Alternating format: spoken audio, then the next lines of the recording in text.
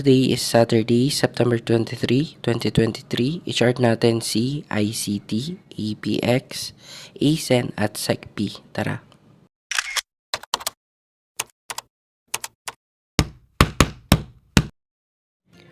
Unahin natin pag-aralan si ICT. Try muna natin i-analyze yung valuation bago tayo mag-technical analysis. So, ang fair value ni call kay ICT ay 212 pesos. At ang current price naman ay 203 pesos. Masasabi pa rin natin na undervalued si ICT, pero hindi nga lang siya ganun kamura. Kasi kung pagmamasdan natin, hindi nagkakalayo yung fair value sa current price. So, ang liit lang din ng difference, no? Kaya, in terms of valuation, for me, hindi ganun ka-attractive yung current price ni ICT. At ngayon naman, try natin i-check yung technicals ni ICT. Dito sa monthly chart, kung titingnan natin tong MACD, nasa overbought level pa rin tong mga MACD lines. Ibig sabihin, hindi pa safe o entry. So, ang tanong ngayon, saan ang safe entry?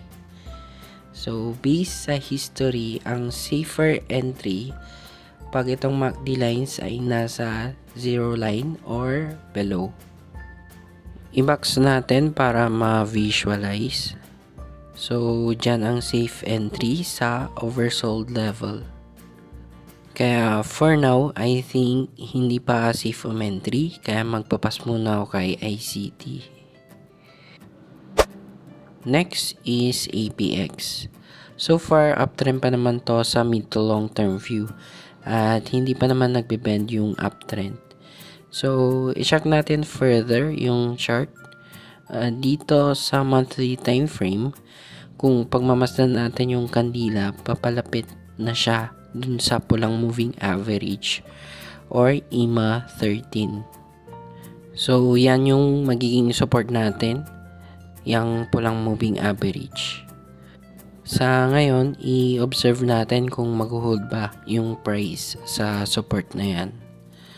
Kung i-check kasi natin sa daily, mukhang pababa pa yung presyo. Yung pulang moving average pala sa monthly time frame, nagfo-fall siya sa price na 2.30. Kaya i-observe natin yung area na yan. Pwede naman sigurong mag-test buy, no? Around 2.35 to 2.30. Tapos mag-set na lang ng cut loss sa 2.25. So mapapansin nyo medyo tight yung cut loss. May pagka-volatile kasi si APX. Or yung risk kasi is medium. At yan ay isang sample trade plan lamang. Let's see kung mag-hold ba yung support na moving average or may hit ba yung cut loss. Next is ASEN. Check nga natin saglit tong dividends. So, nagbigay pala ng cash dividend si ASEN ng 0.04 per share. Ex-date is August 16. At payment date is itong week lang na to. So, goods na nagbigay ng cash dividend si ASEN. Anyways, i-chart na natin si ASEN. Dito sa weekly chart, hindi pa rin ganun kaganda yung pinapakitang galawan niya. Patuloy pa rin kasi itong bumubuo ng lower lows and lower highs. Ibig sabihin nasa downtrend pa rin si ASEN, which is not good. Sa ngayon, i-label muna natin to as lower low.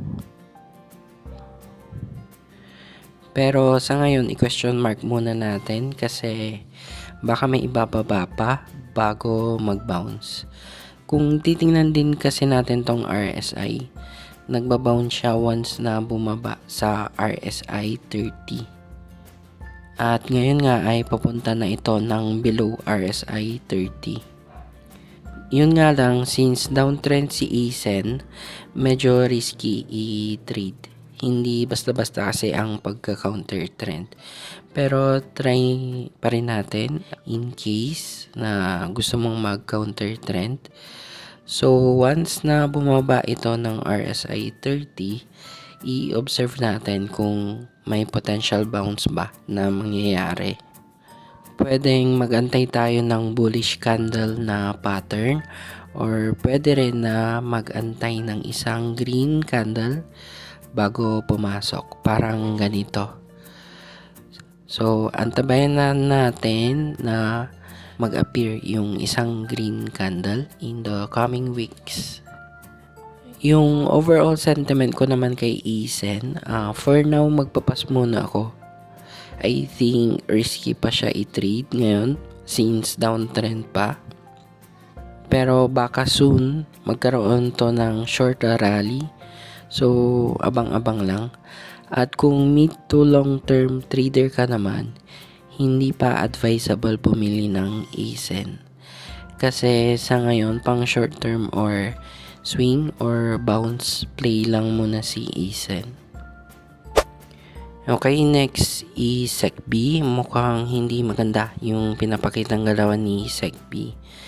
Dito kasi sa monthly chart, makikita na nalaglag na sa support or blue na box yung candle. Meaning magkakaroon ng continuation yung downtrend at mag-recreate ito ng panibagong lower low.